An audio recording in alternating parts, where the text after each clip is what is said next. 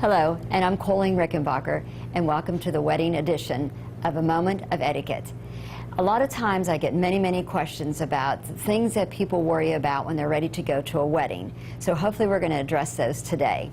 So my first question is when people say, well, I'm going to a very elegant wedding. So people are worried about how much money they should actually spend when they go to buy a gift for a wedding.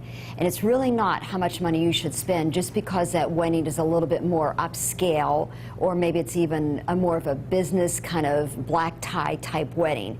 So it has nothing to do what kind of wedding it is. It's more about what your budget actually is. So just because they're going to have a sit-down dinner, maybe with an open bar, it has nothing to do with that. It's nothing to do with the invitation's actually about. It's about more what your personal budget is and the relationship with the wedding, and the relationship is to your bride and the groom. So don't worry about what the actual style of the wedding is, but more about your personal budget and your relationship. The next question is, if an invitation comes, then that's how you will react to that wedding. If the invitation comes and it is to you and a guest, then that's all that's invited to that wedding. It's if to you and a guest and your children, or if it only comes to you, then it's all that's invited. You cannot bring a guest or you cannot bring children to that wedding.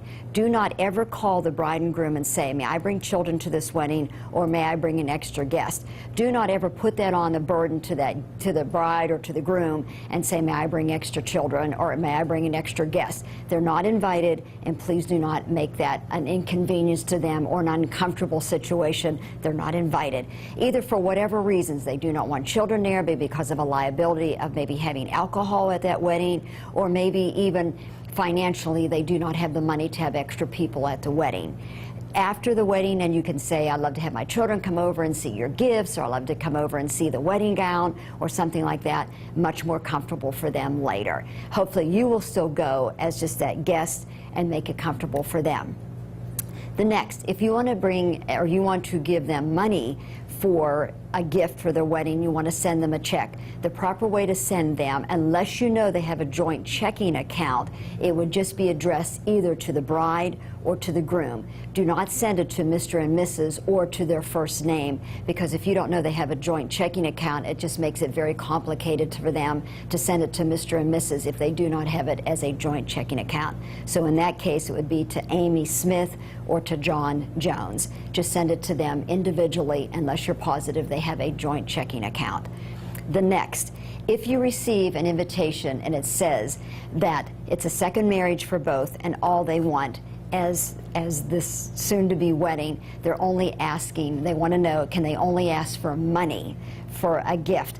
Very unethical to do that. So no, they cannot put that on a wedding invitation or a invitation to a shower. It should never appear that they only are requesting for money.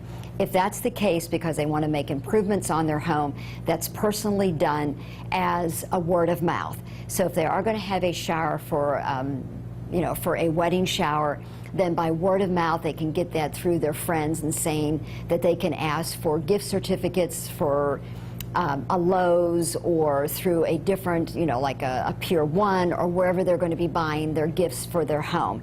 But never should it be added on to a shower invitation or definitely a wedding invitation that they're only requesting money. So that's a big no-no.